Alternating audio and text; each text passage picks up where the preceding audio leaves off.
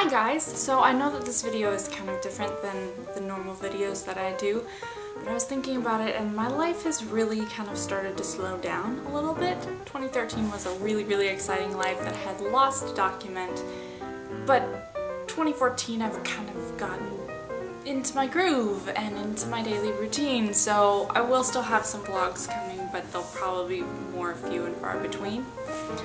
So I was also thinking about kind of why I originally did this vlog thing was to help out other actors who are thinking about moving out to LA or New York or Chicago or wherever you're thinking about moving to pursue acting, and kind of just giving my take on the industry and on the experience that is being an aspiring actor in a big city.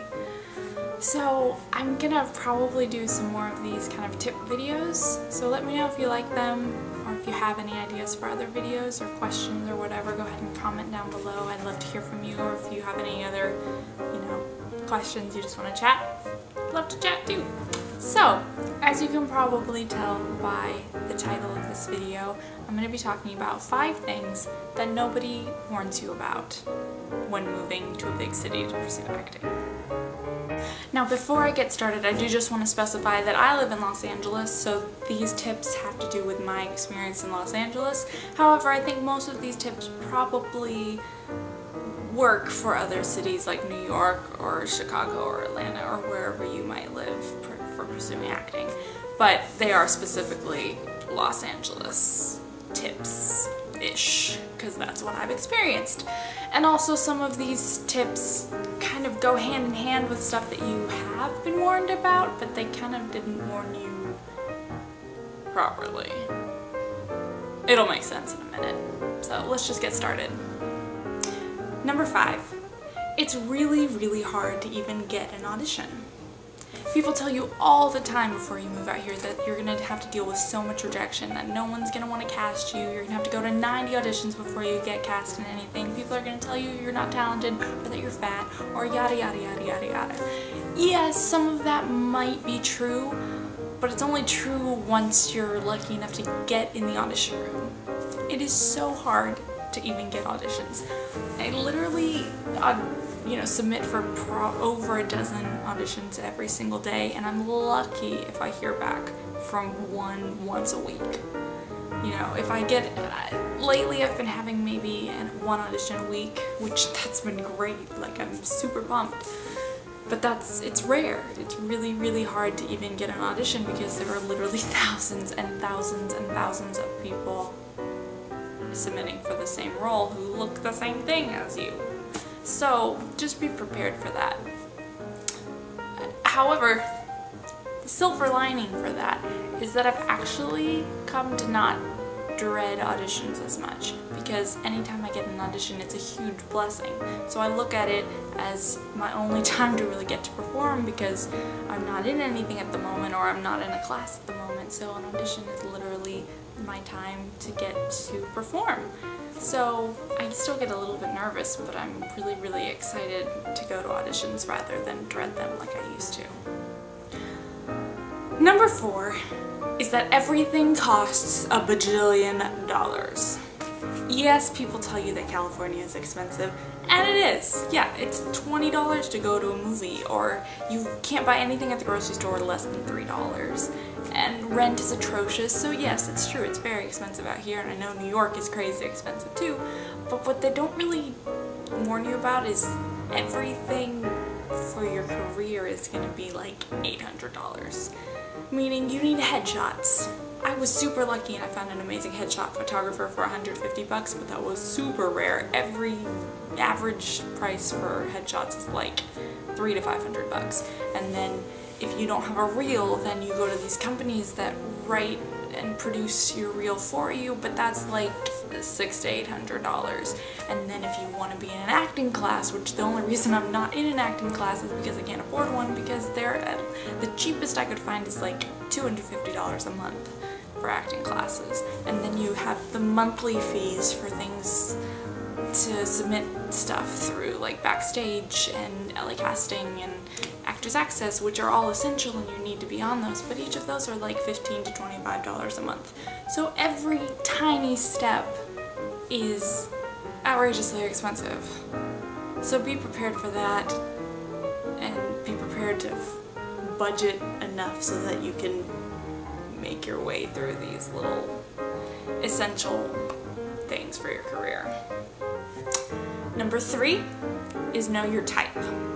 Yes, in college we discussed type and we had entire class periods where we would just talk about our type. But the difference is in college I was going up against 40 girls maybe, and here I'm going up against 400,000.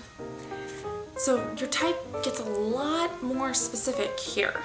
So whereas in college I could have been an old woman in this show, and then I could have been the girl next door in this one, and then I could have been the quirky waitress in this one, here that doesn't work. You have to be much more specific. The main thing, the way that I learned about this was when I first started submitting, they have a lot of like, you know, girl next door, and then they have a lot of like model-esque, and then they have a lot of like character faces, blah blah blah blah blah. So I was like, hey, maybe I could do all 3 of those.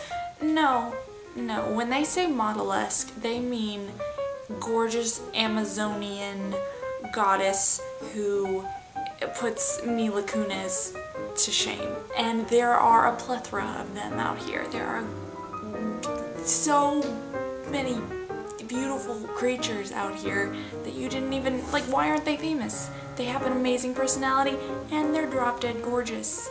Like, yeah. So whenever there's a casting for model-esque, that's what they're looking for. And if that's you, that's awesome. Own that.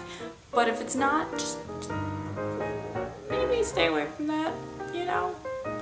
Whereas also if they're looking for, you know, quirky, hipster, oddball person, and you're one of these gorgeous human beings, maybe you're not right for that either.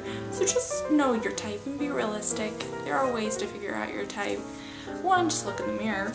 2, be honest with yourself. And 3, ask people around you what their opinion is. But yeah, you definitely want to know your type, or you're just going to embarrass yourself. Number 2 is that internships don't really lead to jobs. This doesn't exactly have to do with acting so much, but it kind of does. Meaning, when you get out here, you're most likely going to need to get a survival job.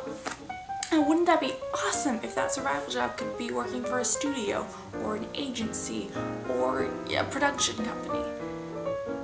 Because then you could be like networking and getting to know people all while still pursuing acting. Wouldn't that be awesome? Well, most of those jobs you kind of have to intern before, you know, getting a job at Paramount. So you go on one of those many websites that have entertainment internships and you apply and maybe you get it. That's awesome. It's probably not gonna lead to a job. I was under the impression that internships normally mean that they're like training you up and they're getting to know you, and then if they like you, they'll give you a job. They're probably not going to give you a job unless they are in dire need and you fit the bill perfectly. A lot of times interns are just free labor, and it's awesome if you get to make some networking connections, but other than that, they don't really see a future with you. So I'm not saying don't do the internships, but just because you intern at Warner Brothers or Lionsgate doesn't mean that you're going to have a job at the end of the 3 months. I'm kind of being a hypocrite because I was actually one of the very, very lucky few that my entertainment internship actually turned into a job, and I'm so blessed and I really, really love my job. But it's pretty rare. And number 1 is be prepared to work for free. I mean, if you're one of those golden actors that are in SAG-AFTRA, I guess you probably don't get to work for free very much, and so lucky you. But if you are like myself and you're non-union at the moment, most non-union jobs are work for food, work for credit, work for copy, work for nothing, basically. Every once in a while there will be one that'll pay you $50 or maybe even a little bit more, but those are rare, and you definitely can't go in and be like, hey, I need to get paid for this, I got some bills. No, you can't do that. You're gonna be working for free. And you have to be okay with that. But you know what? if you work for credit or copy, hey, that's something awesome to go towards your career, and it's something to go towards your reel, and an IMDb credit, or whatever it is. So there are definitely benefits. I'm not saying that you won't get anything out of it, and you'd get to network too. But you're gonna have long hours, and you're gonna be working for nothing. But you're gonna be acting, so that is something to be thankful for. So there you have it. Those are my 5 things that maybe now you're warned about before you move out here. If you have any thoughts about it, or any questions or anything like that, or any ideas for future videos, please comment down below and let me know, because I would love to try and accommodate your ideas. So, until next time, I'm Grace. This is such a terrible way to end the video.